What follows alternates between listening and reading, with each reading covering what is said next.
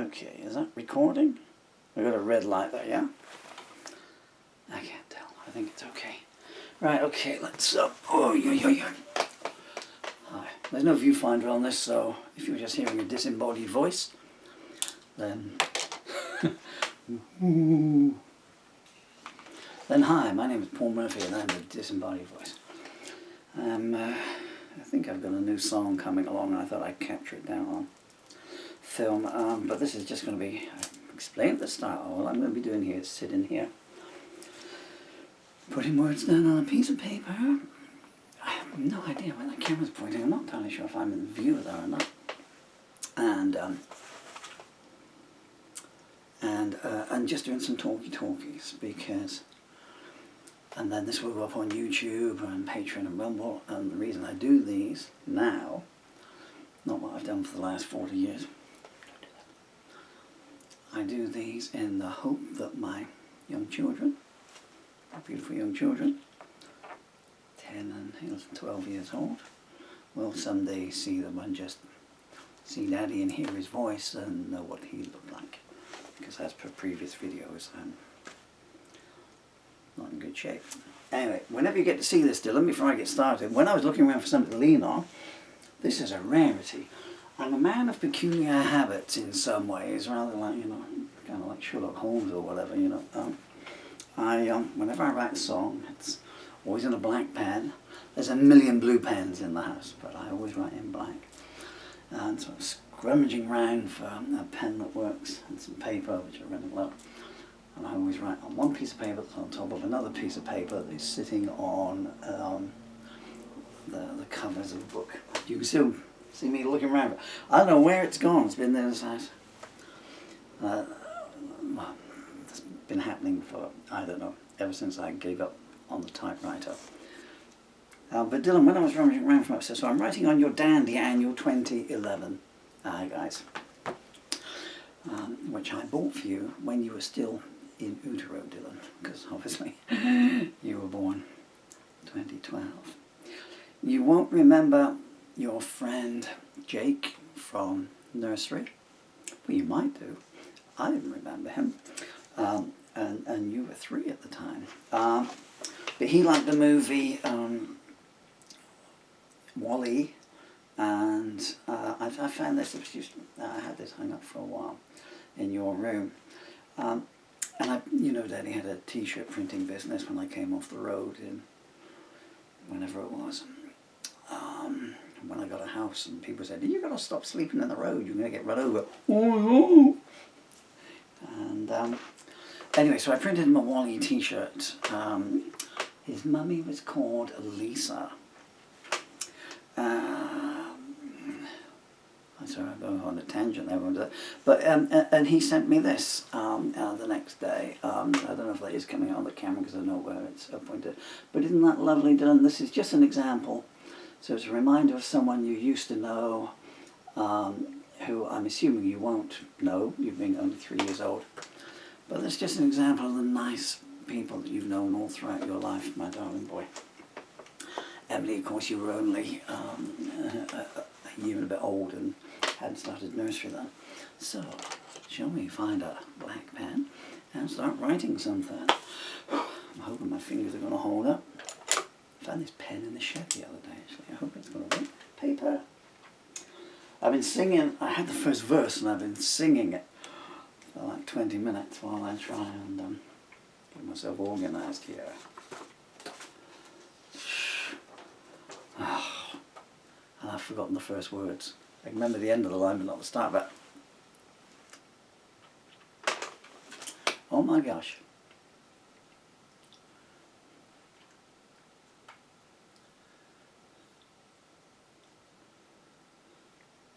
No, it's gone. Okay, I'm going to have to substitute an original line. This is the trouble with songs, you see. They're there for that fleeting instant.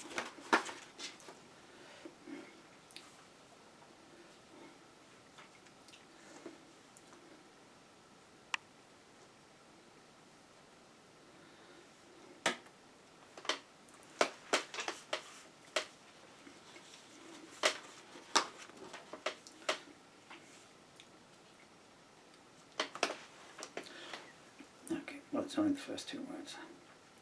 Hmm. And here's where you talk to me, because I'm just sitting in.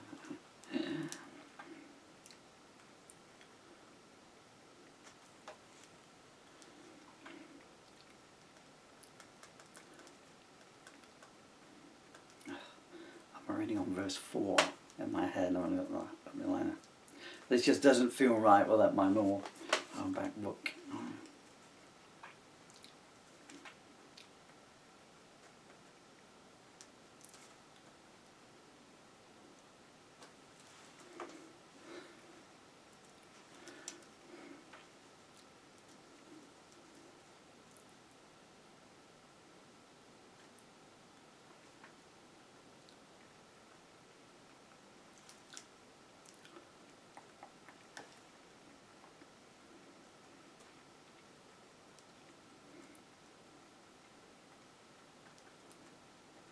I don't know whether the song will finish in the allotted time span of 33 minutes. But as I say, so didn't let me if you grow up, and maybe you'll remember the room, I don't know, your lovely elephant picture on the wall behind me. I don't think you can see, can you see the tip of your ukulele sticking up on the floor? Where I've got a point to on that.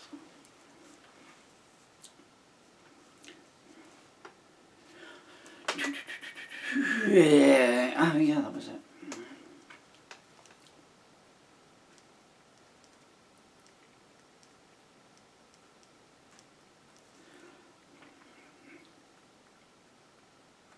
This came out of a blues riff I was playing, just had a loose amp. I've had many a loose amp in my time, I'll tell you.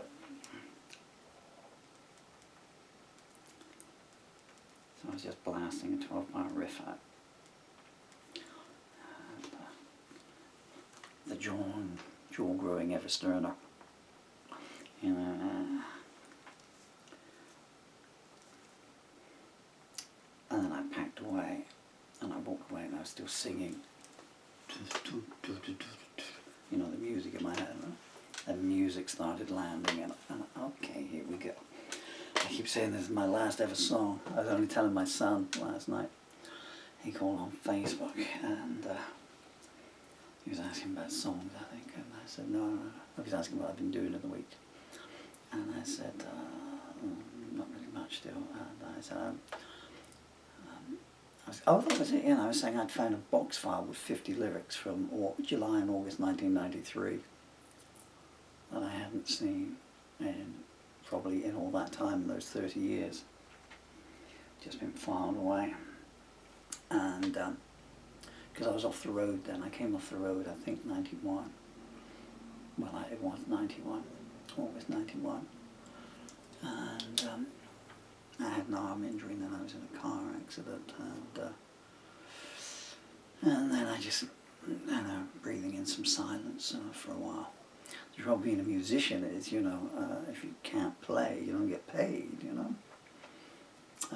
And Sue Llewellyn, whose name I can mention, because of course you've changed your name entirely now, to, I know where you got a name from, but I mean, it's so different. I mean, your name is worth a fortune at Scrabble now, isn't it? Let's be honest. And of course, you've just gone back to Australia, and we were going to meet up, and I had that car accident we never rekindled. And anyway, I was off the road for then. In 1993, 92, I don't think I did anything. 93, I was certainly writing songs again then. But I was just hanging around the music scene at that point. I was just an old fossil. What would I have been in 93, 31 or 32? And I was like, okay, what have I got, that doing the stuff I do? Stock Aitken and Walkman and Australian soap stars, I guess, were the mode du jour.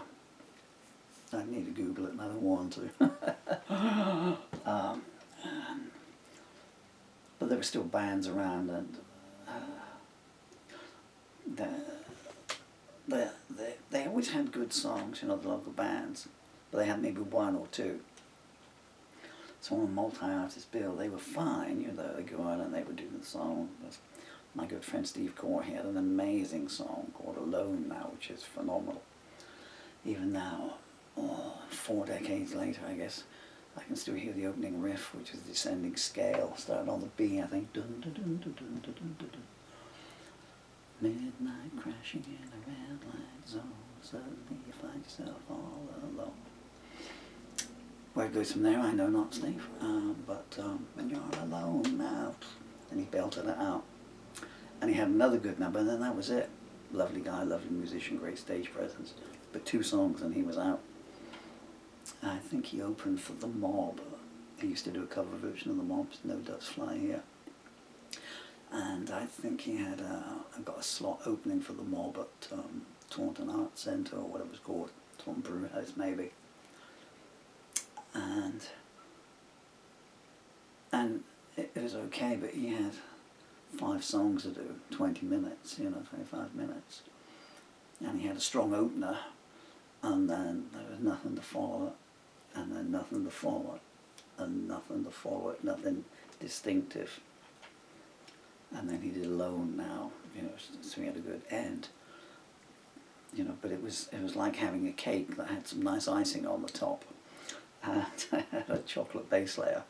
But by the time, so you start off with the icing, you thought this is going to be good, and then you got some chewy sponge. Remember that Friends episode where Rachel gets the magazine pages stuck over and she makes, I don't know, a meringue or whatever it was, a souffle with she puts beef in it and Ross eats it. That was humour in 1993, folks. And so that was, that was it. So whether they liked me or didn't like me, and I didn't care one way or the other, but I always had songs, I'd hang around the recording studios and stuff, sit on the sofa, and then point I'd be there, pen and paper writing songs. How do you do that? Well, I don't know, and I don't analyse it, because I'll lose it. You know what, I've completely forgotten what I was going off on track on. Oh yeah, no, I was saying, so about the lost lyrics. You hear the helicopters going. See, it's not just when I'm singing where they fly around. You might be able to see the windows shaking at a minute, which is what I allude to. Allude to is what I talk about directly in my videos. And so I was just writing songs and stockpiling them. Maybe I was playing them at home, I don't know. I'm being disabled, I can't climb up into the loft to listen to the acoustic demos. And hey, who's got time, when a day is a month for you. You make the most of each second. And I'm not sure it's coming undone, I think it is. And then I got a recording studio installed in about, the last month of '97. Recorded the Maybe Tomorrow, Maybe Next Year album in 1998. And then I went back out on the road because I got one of the first ones out on the market, which was a Philips recordable CD unit, so with a 4-track and a digital console upstairs. I could just write a song, make an album, press it up on a CD. In those days you used to make 4-track cassettes. If you're going to record it, you used to scrimp and save, make a 4-track cassette, or you do it on a boombox if you want to go cheapskate and you play gigs, or busk as well. Always good money in busking. And you'd sell these 4-track cassettes afterwards, 4 tracks for 50p or whatever, but I could make CDs, 74-minute CDs, and do them at my gigs, and at 10 times the price, and 10 times the profit. So that's what I was doing. I did that through, so then I had to go back out. And play live, A, because I wanted to get the songs out there, and B, because I needed to pay for all this studio equipment. I mean, I probably wasn't short of a few bob at that point, but I was leading a very hermetic, meaningless existence, and it was good to get back out though. My first show I did when I went back out on the road was a charity show in Yeovil. at the Dylan, do you remember you had your birthday party at 99 Club or whatever it is, 93 Club? That was, in those days, it was the Working Man's Club, the Labour Working Man's Club. And there was a charity bill, and the sound check guy said, look, we're doing this, and you've been talking about getting back out there. Just come on. I said, just do 3 songs acoustic, so just on the set. So they always like acoustic guys because you can fit them on, you know, while the band's lugging their gear off and getting the next load of gear on and everything. So yeah, it might be. And I did it for the wrong reasons, really. And I'd said to someone, look, fine, play this gig.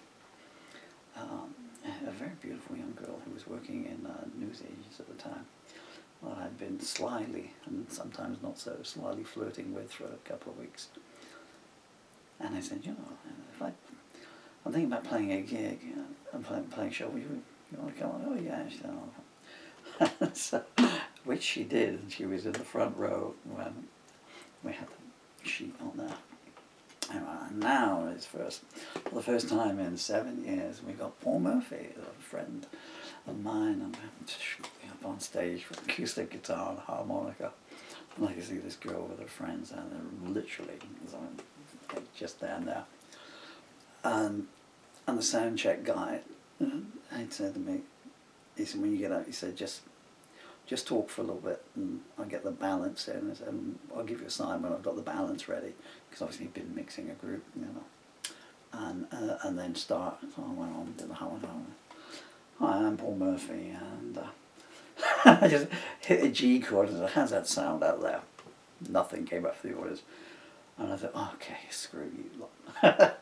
So I played Maybe Tomorrow, Maybe Next Year, the title track of the album, which is like 11 minutes long. So no one had heard of me. They'd just been listening to some guy play, some band play some thrash metal or whatever. And this guy wanders on stage, launching into an 11-minute long ballad with no chorus whatsoever, you know.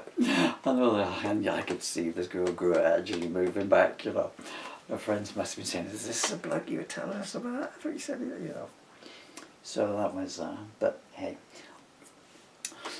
I've always flown my own plane in the direction I wanted to play. Where was I going with this? Yeah, so I had a huge pile of songs, and I was just firing them away now. And there's about 50 songs in there.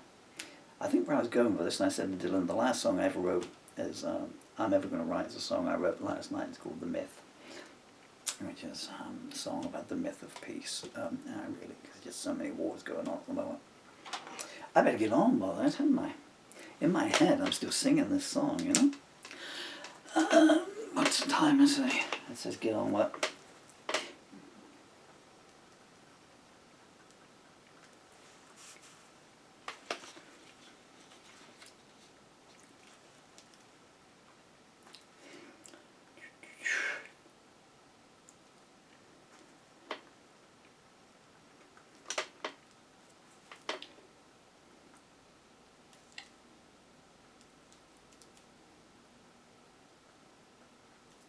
Now my pen is dried up. The pen's dried up, but the words never do. I've got 3 pens on the go. Yeah.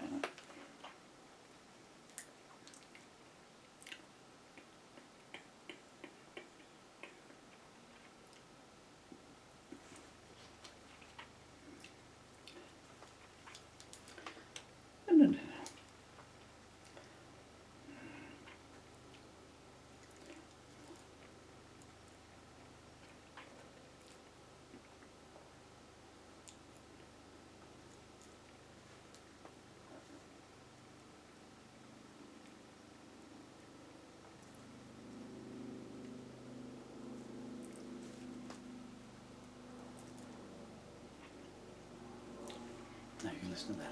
I've never played fly past.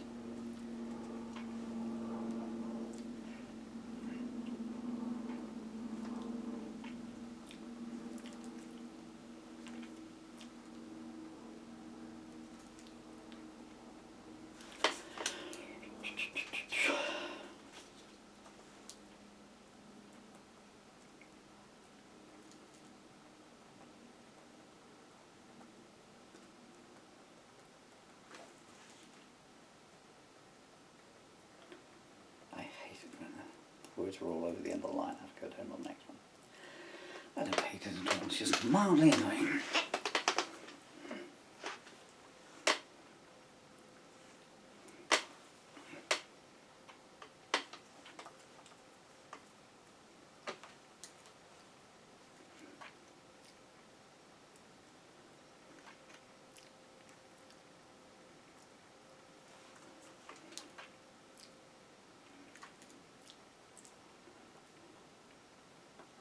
I don't know how to spell something. Can you excuse me while I just Google?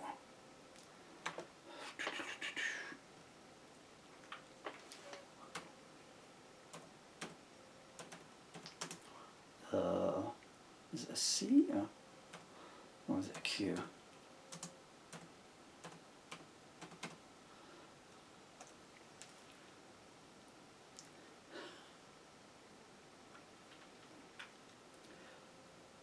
Is that it? Well, that's fine. Okay.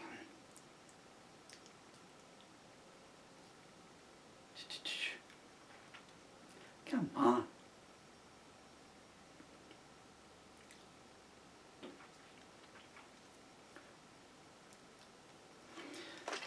Quelque chose.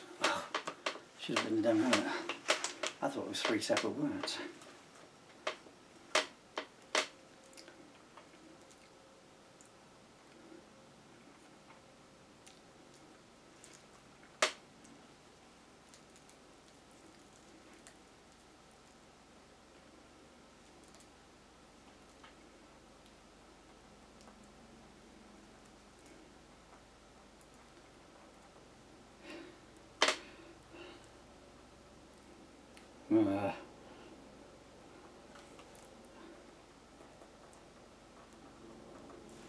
It looks more like Coella C. Chose, but anyway.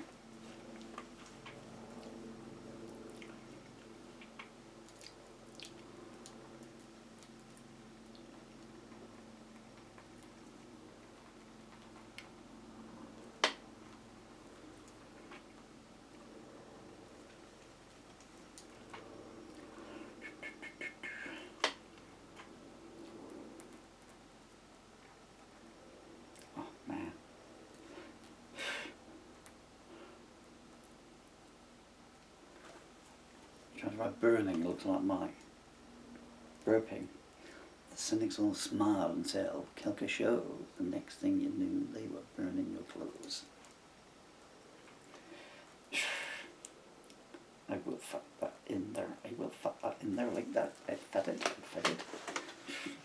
That's so untidy. Come back to life yet. You leave a pen out of shed for 20 years, you think it would work, wouldn't you? I want my money back, lad.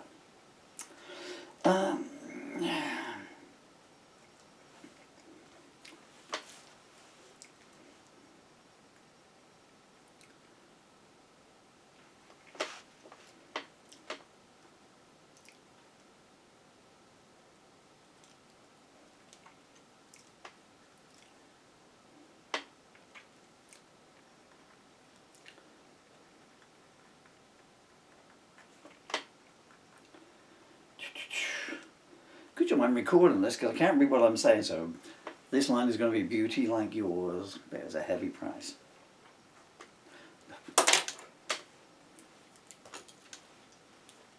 That one.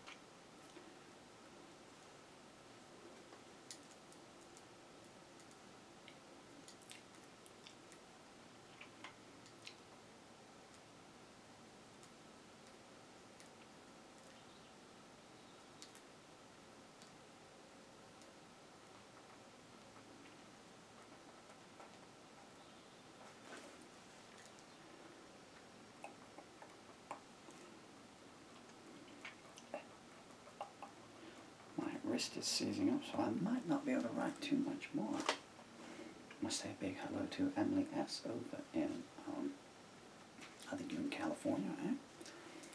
Never rained in California. Bob Dylan song called California. 1964, late 1964, early 1965. It transposed, it was an outtake, and I think it became Outlaw Blues on the Bring It All Back Home album. I don't know how it goes. I know how Outlaw Blues goes. Bob Dylan never sang Outlaw Blues in concert. It's a great song.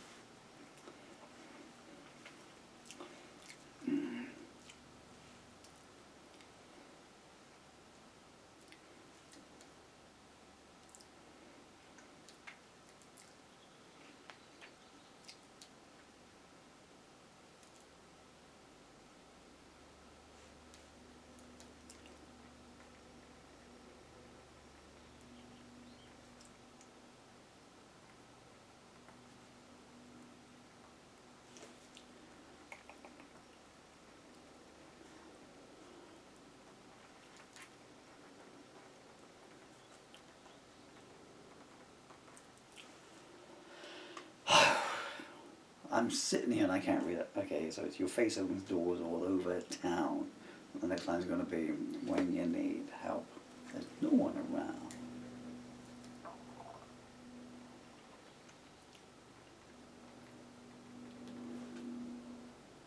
Love it. 7 minutes left. So you got 7 more minutes of this, folks. Which is me scribbling away and the accompaniment of the Royal Air Force, or BERT as he's known these days.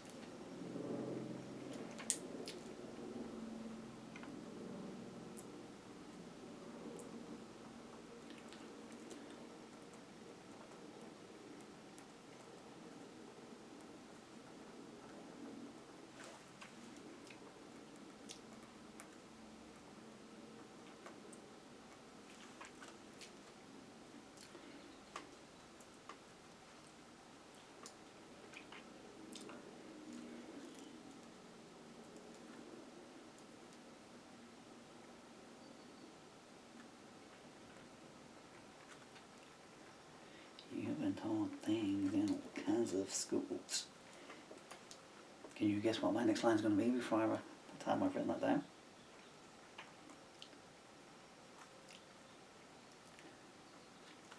I might have fooled you. Taught might not be T-A-U-G-H-T, it might be T-A-U-T.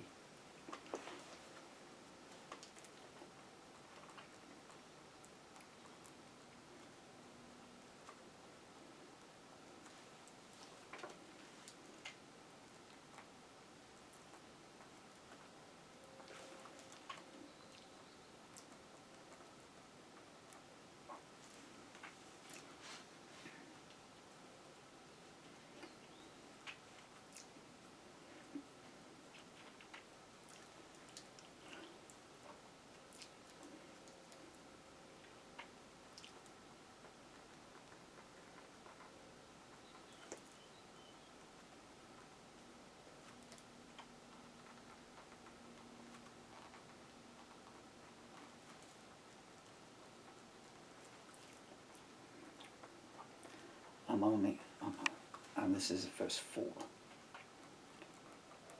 And I've got at least another 4 verses sitting up here waiting to come out. Finally I could write at the speed I used to do. Do you want to know what the next line was? What was yours? Pretty good. Mine, corruption is king and depravity rules. Well, it doesn't mean anything unless I put the two together. You've been told things in all kinds of schools. Corruption is king and depravity rules. Up to the B for the very next line. Then it's coming down in double time. That's an instrument back. Do do do do do do do do. B7, G7, D, F, G. You'll have 4 minutes left of this. Stop doing that.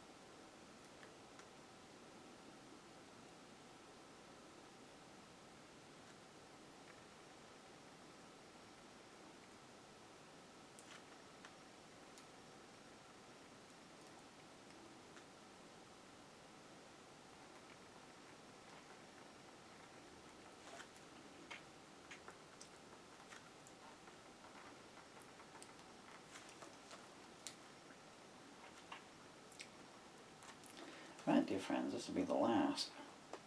2 minutes left.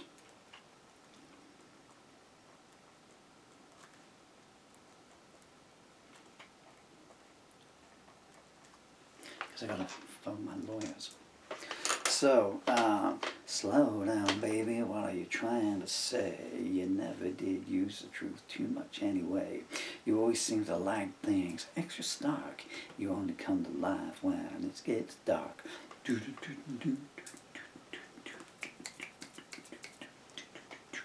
You met Pierre at the clinic of lust. Come the dawn, all his promises have turned to dust. The cynics all smile. Cynics, I'll just read it, shall I? Throat's gone. I was blasting out all along the watchtower half an hour ago. The cynics all smiled and said, Kelka shows. Next thing you knew, they were burning your clothes.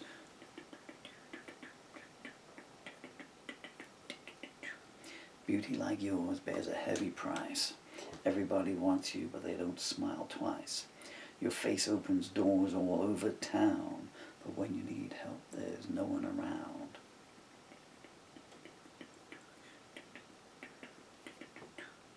You've been taught things in all kinds of schools. Corruption is king and depravity rules. All the gifts you get have a price tag on. I think it's safe to say your naivety's gone.